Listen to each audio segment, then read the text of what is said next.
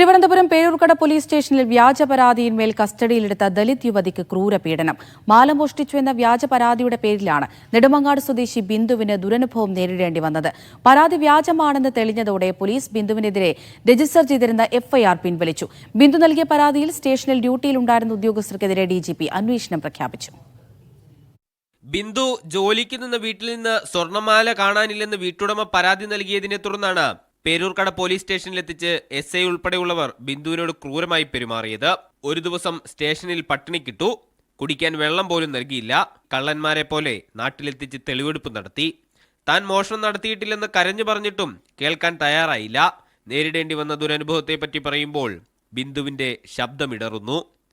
ഞാൻ അവരെ മാല കണ്ടിട്ട് ആ സാറാണ് എന്നെ ഭയങ്കരമായിട്ടും അനുഭവിച്ചിട്ടുള്ളത്.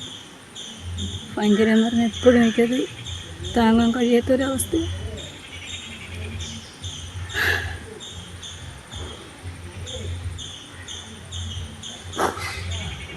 സംഭവത്തിൽ തനിക്ക് നീതി ലഭിക്കും വരെ പോരാടുമെന്ന് ഉറപ്പിച്ചാണ് ബിന്ദു. ഉറങ്ങാനൊന്നും സമ്മതിച്ചില്ല. ഇച്ചിരി ഉറങ്ങാനേ സമ്മതിച്ചുള്ളൂ. പിന്നെ അവർ ഉറങ്ങാൻ സമ്മതിച്ചില്ല. വെള്ളം ദാഹിച്ചപ്പോൾ പറഞ്ഞ് ശുചിമുറിയിൽ പോയി വെള്ളം എടുത്ത് കുടിക്കും. ബിന്ദു നൽകിയ പരാതിയിൽ DGP അന്വേഷണത്തിന് ഉത്തരവിട്ടു. കണ്ടോൺമെന്റ് ACPക്കാണ് അന്വേഷണ ചുമതല. 15 ദിവസത്തിനകം അന്വേഷിച്ച് റിപ്പോർട്ട് നൽകണമെന്ന് DGPയുടെ ഉത്തരവിൽ പറയുന്നു. അന്വേഷണ റിപ്പോർട്ട് ലഭിച്ചാൽ പീഡനത്തിന് നേതൃത്വം നൽകിയ പോലീസ് ഉദ്യോഗസ്ഥർക്കെതിരെ നടപടിയുണ്ടാകും. ബിന്ദുവിന്റെ പരാതിയിൽ SC/ST കമ്മീഷനും നടപടിയിലേക്ക് നീങ്ങുകയാണ്. മീഡിയ 1 തിരുവനന്തപുരം.